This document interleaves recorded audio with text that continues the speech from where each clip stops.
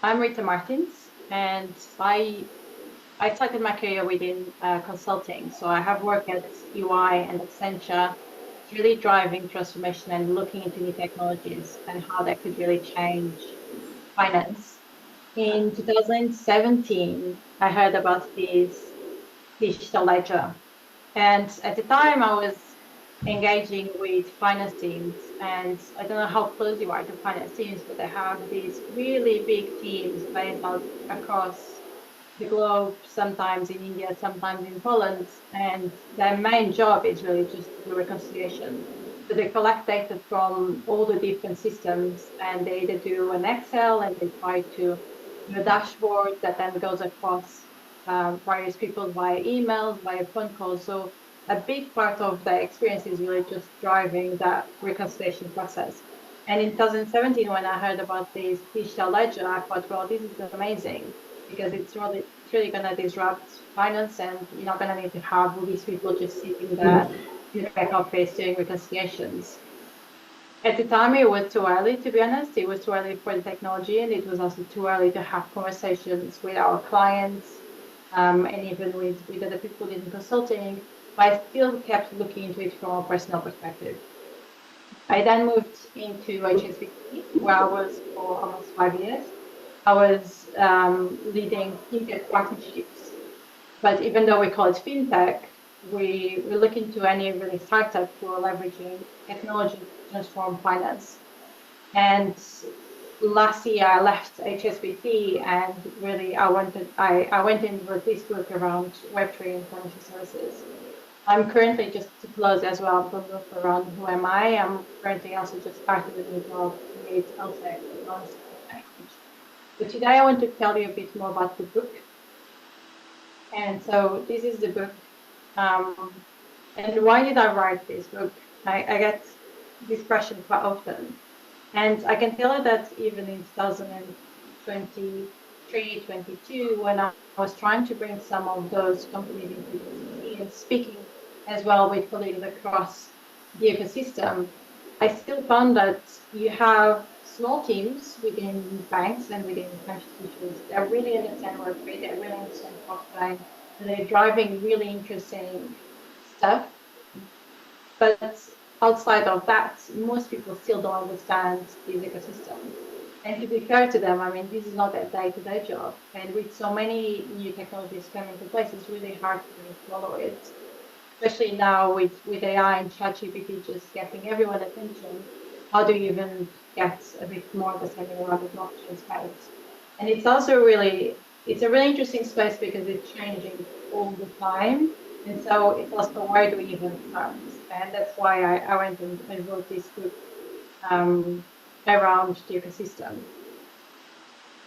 In terms of Web3 as well, just making sure we get the concepts. I think this group probably you know what is Web3. Um, but I think sometimes people still think of Web3 as this idea of decentralization of really, like really crypto. And I think of Web3 as much more an ecosystem of companies who are trying to drive and try using blockchain to really drive new innovation and new solutions. I think they're still trying to use some of the centralization, they're still trying to do some data ownership, but I think it has evolved slightly nowadays.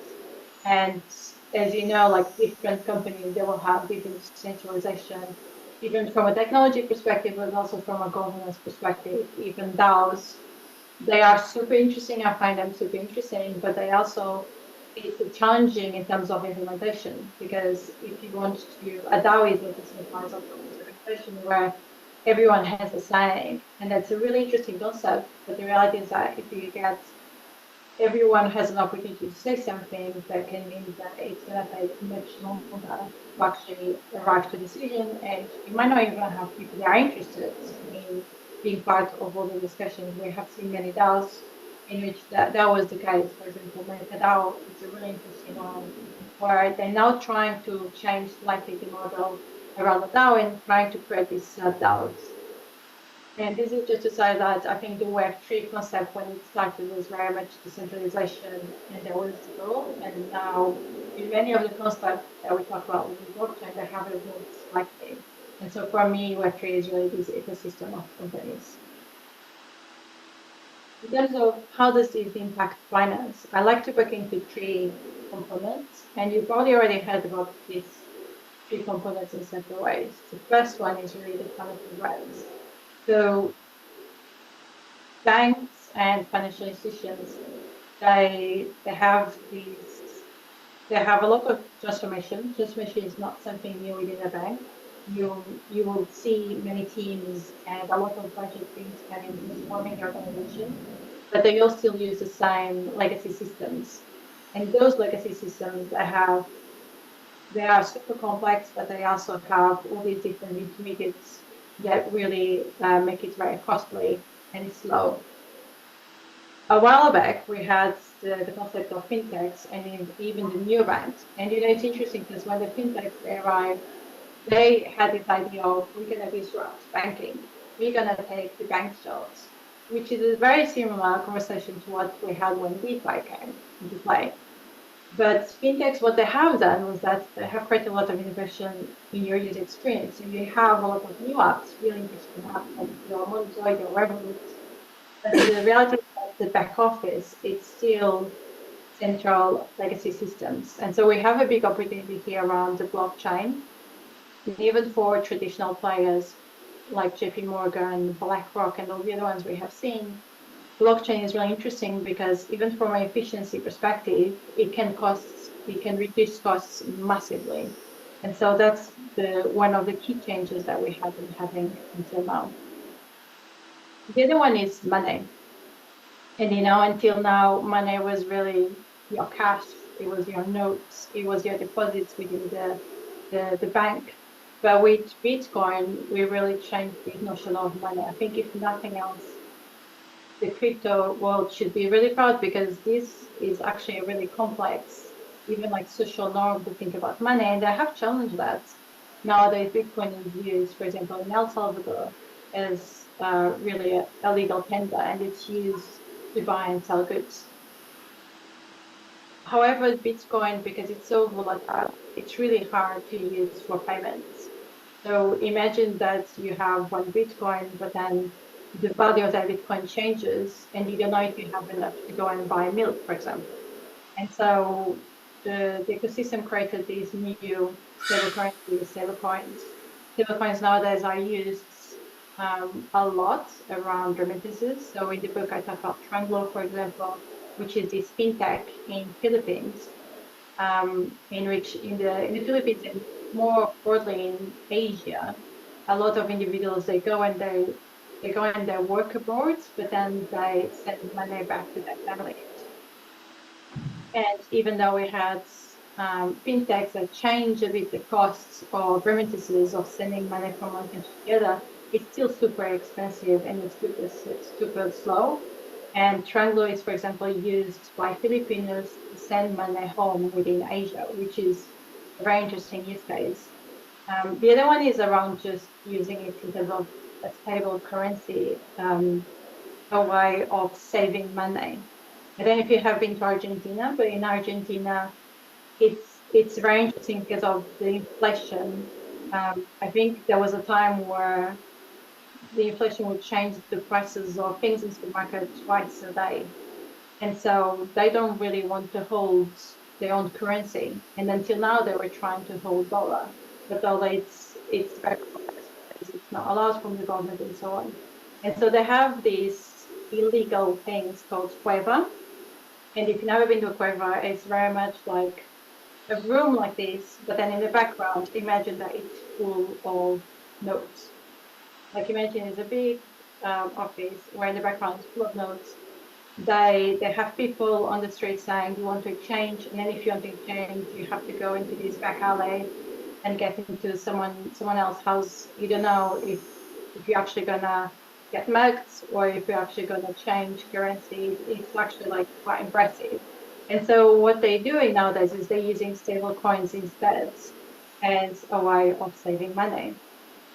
And what's interesting is that now Cuevas are also having stable coins because sometimes it's quite hard for people in Argentina to actually even just download a MetaMask or a custodial wallet And what they're doing is that they're using the quavers now as the interface for stablecoins, which is interesting as well. Around some people don't want to have, like we're saying in crypto, everyone wants to have their own money, they want to be their own bank. It really is that not everyone wants to have that, and so some of the existing players are now adopting different rules and different models. I don't know if you remember, but the first stablecoin that even changed a bit the conversation was Libra. Until Libra was happening, there was a lot of happening within the DeFi space, but all the regulators and all the traditional players were just looking at it, but they didn't want to get involved. And then Libra, I think it was around 2019, because it was an initiative from Facebook and Facebook scale, it really opened the eyes of many people, and it really started driving a lot of the conversation around CBDCs. And nowadays, if you go and see there's a CBDC tracker, you'll see that almost everyone across the globe is looking into CBDCs, either retail CBDCs or wholesale CBDCs. And I think even recently, Bahamas, they have a live retail CBDC, but they have found that adoption is actually pretty slow. And so they are trying to think around, are they going to make it mandatory for people to use CBDCs, which is an interesting angle as well. And then the last one is really the tokenized deposit. So GPM coin that you might hear about, that's the tokenized deposit, which is just very much like your deposits, but it's tokenized within GPM. And then the last one that I like to talk about is the tokenization, which I'm sure you all heard about it. I think this group, you probably know what is tokenization, but in terms of how it's being used in finance, a lot of the traditional players are looking into more vanilla products like a bond, a repo, and then you have the DeFi space, which is super interesting, in which they're using tokenized assets for loans. So Goldfinch, for example, is a really interesting example in which they are providing loans to startups in emerging markets, and the startups, they can tokenize, let's say, a real estate, or they can tokenize the IP, they can tokenize some of the assets that they have nowadays, which they are illiquid because they are digital. And so that's another very interesting one. In terms of the future and what it could really mean, I mean, it could really mean anything. I don't know if you know, but Nike, for example, they have this trainer, the RFTK trainer, which it's a physical trainer, you get the trainer, but also the trainer has a chip in it, and that chip is connected with a digital token.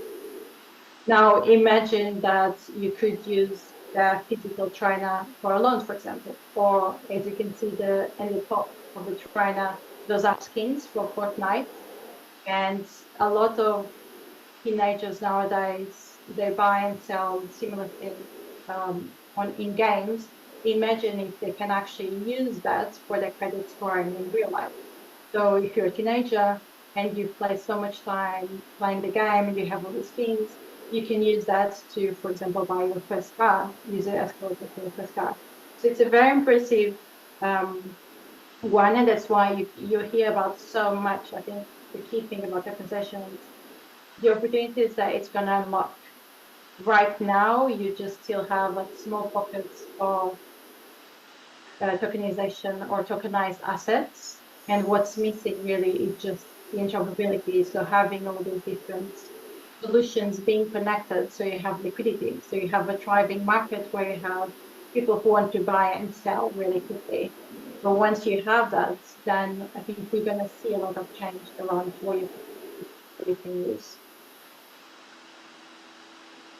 But the reality is that, I mean, traditional finance, they weren't always very keen on this space. I don't know if you remember, but Larry Fink, the CEO of BlackRock,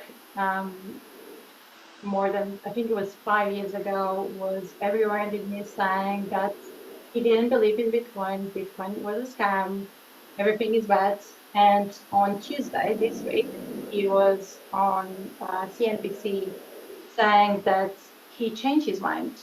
If you see, I can send you the video later. If you see the video, he says, look, 5 years ago, I thought this was a scam, but then I went out research about it, and now I think I was wrong, and I think it's actually a really legit financial instrument.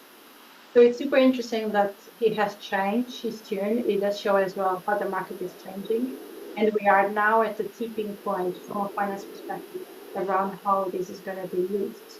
At BlackRock, you have seen them everywhere in the news, from the Bitcoin idea to then they had the tokenized build fund, which was also super interesting. And so you'll see them much more, and they're driving a little change on the view from a traditional player around this space.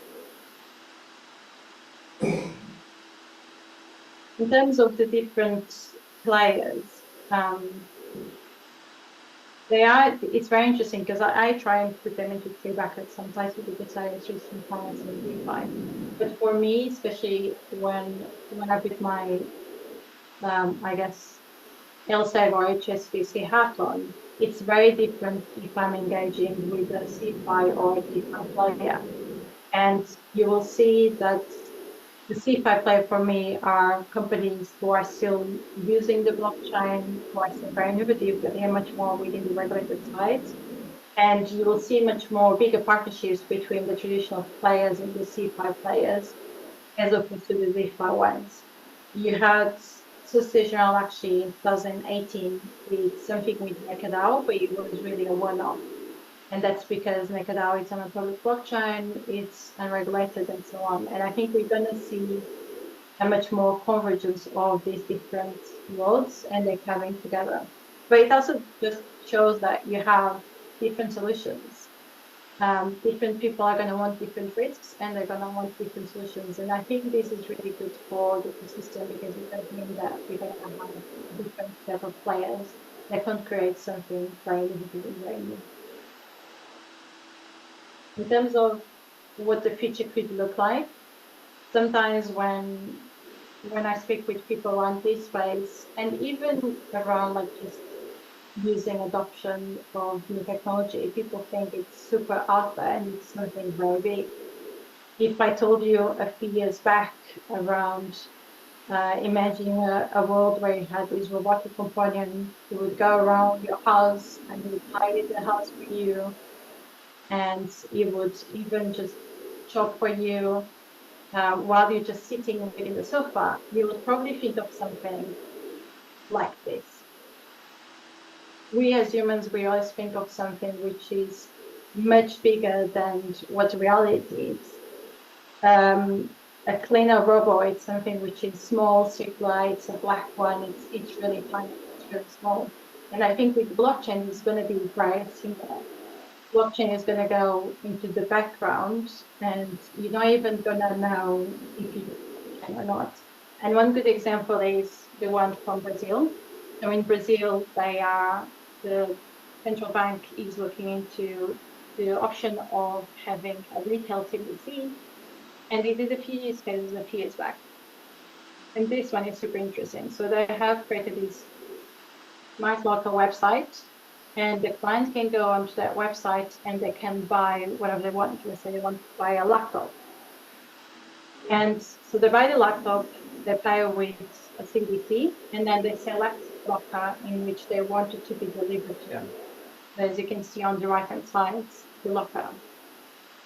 And then what happens is that when the laptop, let's say, is delivered to the locker, the client will receive a message, text message with the code to go and open the locker. They go and open the locker, they put in the message, the text, the code, they take off the laptop, and the laptop is really successful. I mean, this is nothing very innovative. Within the UK, we have these even Amazon lockers, right, where you can deliver stuff to them. It's nothing new. But the difference here is that in the background, they're using blockchain. And so what's happening is that when you buy something via these websites, the payment is going to extra account. So it's held there until you take your laptop, in this case, from the locker.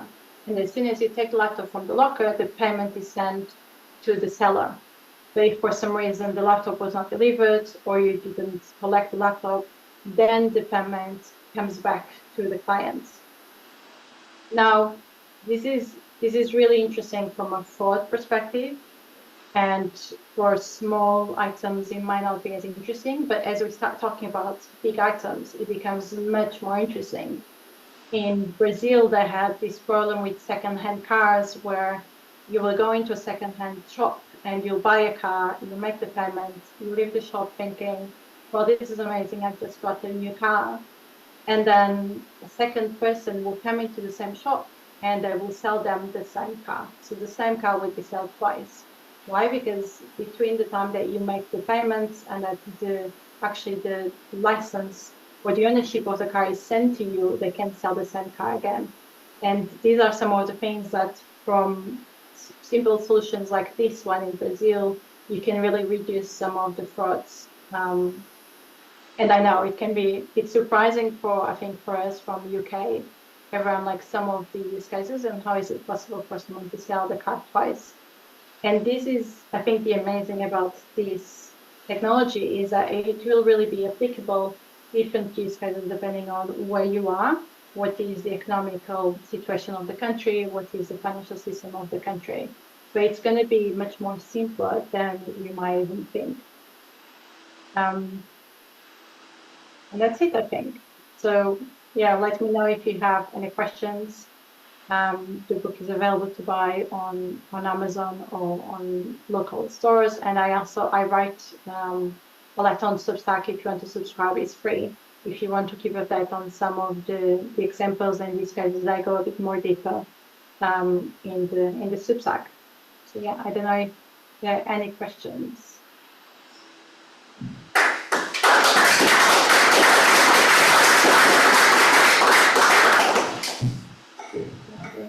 Stop sharing so I can see. I'm going to ask the first question. All right. Do you think the UK legal system is well adapted to allow all these innovations to be fully utilized and like benefit the economy and society?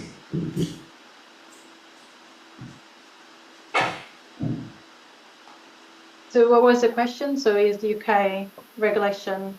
The legal innovations, basically, do they allow basically the citizens of the UK and the businesses to fully enjoy all those amazing innovations? To which extent does the legal system allow them, or to which extent does like lack basically? And for example, things like tokenization. Yeah. So yeah, the UK is an interesting one, and in terms of tokenization, it does allow, but there are certain things that it doesn't allow, and that's one of the big blockers, to be honest, is really around regulation. And that's why many of these use cases, they're speaking with the regulator to try and change the regulation. So yes, you can tokenize within the UK, for example, but if you tokenize, then there are the considerations much more technical around who has the, for example, where is the ownership recorded? Is it on the blockchain versus being recorded on a financial system, for example? So from a general terms, I think it's becoming much more clear. With MiCA, for example, in Europe, which doesn't really apply to us, it's getting a bit clear. It's still quite restricted because what they have used in, I think, Europe and UK, it's similar. They have adopted, this is the existing regulation, so let's just use that concept into blockchain. And I think it's good that we have much more clarity because now we know what we can be doing, but it's still quite restricted because some components of it are still made for geotechnology. So I think that's almost the next phase. And then you have US, which is a slightly different angle. So US is much more complex because it depends on the different regions that they have. Okay, anyone else ask a question, please go forward and just ask the people.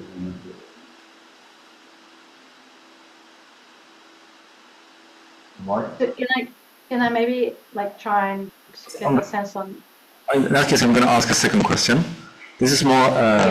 There's like the DeFi, and then there's the and this is like the monetary system. This is like there's the monetary system, and then there's like financial functionality. But obviously, so And both, I'm sure you're familiar with Eric Voorhees. And so his view is basically that this innovation is going to lead to that basically eventually the blockchain-based monetary system becomes so efficient and so optimal that basically it's going to be like detached from the nation state. This is his like, I guess like this like kind of I don't know, maybe some people say like extreme vision. So in his view, it's like basically like this like the blockchain is so amazing efficient, its sovereignty is so far superior. So eventually, basically, it's going to outcompete the way of like central banks and like manage money, and so he says, okay, it's just like a natural. His view is like it's a natural evolution. Basically, the nations actually just say goodbye. We can't control you anymore. Like just like you go your own way. And do you have any thoughts about that? Yeah, I mean, I come from a traditional background, so I probably have a much more moderated view around this. We'll have our own bias. I think finance is much more complicated than people think. And also, we all want, money is a really hard topic, because if you lose money, you lose your savings of your life, you lose savings of your kids. And so the reality is that we as individuals do not want to have too much innovation, almost like the startup way of breaking things with our own money. Yes, we want innovation to come in and we want to have a better experience, but we also want to make sure that we are using someone which is trusted. Most people don't really change their banking account. They have the same bank account that their parents had. And that's not just UK, that's global. There was a study in the US a while back in which it shown that people stay longer with their bank than at the time in a marriage. So that just shows you that people actually, in terms of money, there's two things. One of them is you want to use a trusted account, or you want to use a trusted bank. And the second one is also many people don't have financial literacy, so they don't even want to move money. There is a small part of the individuals which are much more educated and who can actually make some of those changes. But most of the people, they just want a trusted account. So I personally don't think we're going to have that. I think we're still going to have many of the players that we have now, but I think they're going to change slightly the way that they provide the systems and their roles and responsibilities. If you look into DeFi is a really interesting one, but the reality is that it's big, but in comparison with the traditional finance world, is not that big. And that shows you that first it's very hard, but also it brings some of that component of being your own bank. I personally, I love this space, but I do want to have my savings in a bank account that if something happens, I know that it's protected from the government. And I think most people do the same thing. So I think forks are really interesting. They are really interesting components. But for example, if we look into the financial services and the financial systems, most of the institutions who are within this space, they are using private blockchains. They are not using public blockchains. And they have specific requirements that you don't have within public blockchains. And one of them is forks, right? You cannot just, as well, like explain this to a regulator that suddenly you can just fork and you can have two different systems going in parallel. I don't think that's ever going to happen. The same way they still have clawbacks, for example, within the private blockchains that you don't have within the public blockchains. So I think we're going to be using some of the technology and some of the innovation, but we're still going to have some of the components that we have nowadays. So I think it's an interesting perspective. I have worked at banking for too long to believe, to be honest, that it's going to be that different in a few years' time. Amazing. Thank you so much for joining us virtually, and thank you for an excellent talk. Thanks so much. Thank you all. Good to see you.